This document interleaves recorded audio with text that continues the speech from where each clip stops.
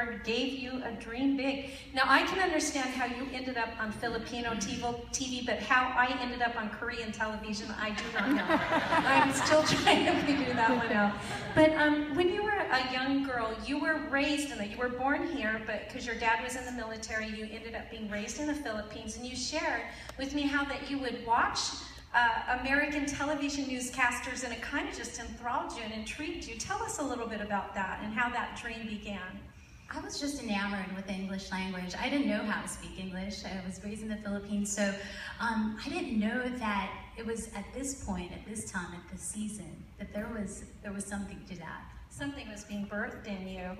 And you kind of went along with life. You ended up having a very successful business as far as the world standards. You would have been really defined as a very successful businesswoman. And then Pastor kind of messed up your world because he started talking about dreaming big and then dreaming bigger and influence. And through this process and your growth group with the She-Gogs just has been such a blessing to you. And you kind of shared that with them and kind of stepped out in faith. And tell us what happened as you did begin saying, this dream is in me, I need to take some action. Yeah, well, there was one night that I was just, doing some self-analysis. I'm not going to share it with you guys my age. I broadcasted that earlier today.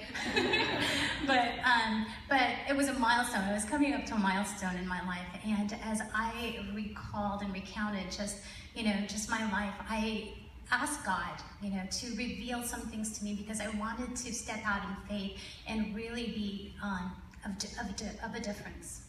And so you actually sold your business, and then you reached out, and the Lord opened some doors through 95.9 The Fish, and they directed you to broadcasting school. You eventually worked with them, and now the Lord has opened up the doors for you to step into television. And I've seen some of your clips, and you're on TV every day now on Phil Am, and you are also, interviewing some pretty famous people and interesting people. Kind of share what's going on and what's opening up for you with your new television show. Yeah, so I actually have a desire more of going into radio than TV. TV just actually happened, and I'm not only on Phil Am TV, I'm actually on the VBS channel as well. But I have the opportunity right now to create a show that's called What's Your Story? And it's a combination of Christian music and talk as well as testimony. So that is something that I'm so excited about. The station is actually owned by Christians as well, and we're so happy to be able to actually forward the gospel. And it's not only my dream, but God had a bigger purpose. And I hope that my church family is going to be involved in all of that.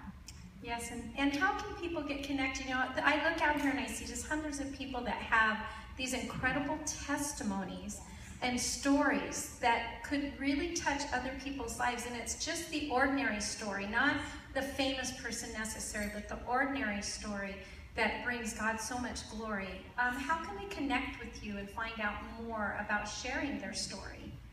I want to hear your story. The world wants to hear your story. We need to hear your story. You can reach me actually at rachel@philamtv.com, or you can connect with me through Facebook at Rachel Dares.